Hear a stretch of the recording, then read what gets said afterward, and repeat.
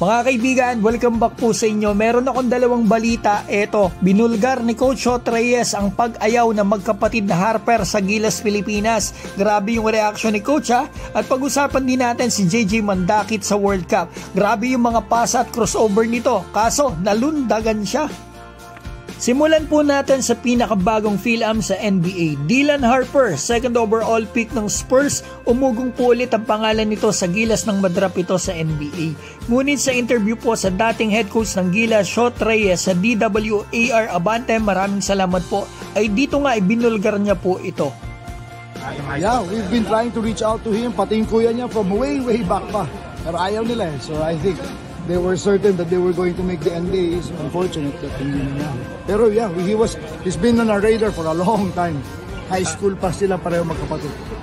Kitang-kita ko po sa reaksyon ni Coach Shot ang pagkakaayaw ng Harpers. Pero kung ayaw nila noon, it doesn't mean ayaw na rin nila ngayon mga kaibigan. Kung gusto nila, pwede naman po sila naturalize. At kung ayaw talaga mga kaibigan, doon talaga tayo pumunta doon sa gustong maglaro. Kagaya nito, JJ Mandakit. Ito po ang highlights niya sa ongoing World Cup U19. Ito po yung game 2 ni JJ sa U19 World Cup. Mga kaibigan, kalaban po nila France, pero kahapon ang tinalo nila first game ni JJ ay Australia. So ito, naluksong baka si JJ. Bihira yan mga kaibigan, nalundagan siya nung kalaban nila.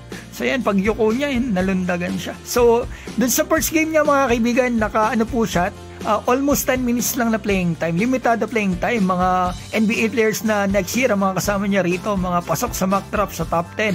So ito, 10 minutes siya nung Australia, 4 points, 5 rebound, and 2 assists. At dito sa game na ito mga kaibigan versus France, 7 points, 2 rebounds, 7 assists plus 24 ang plus minus. So yan mga kaibigan, mabilis na balita natin. Mag-comment na po kayo sa baba at sana i-like nyo rin po yung video ko. Shoutout ko po pala si Henry Morales Compound sa Santa Lucia, Pasig, Edward Rigisek, Cyril Bales, Dwayne Giselle, Edith Doramal, Art Apilado ng Melbourne, Ruel Basadre, PJ Manso, Hunter Dex Hunter, Arthur Publico, Sporty, THT, Kulits TV at Repaps.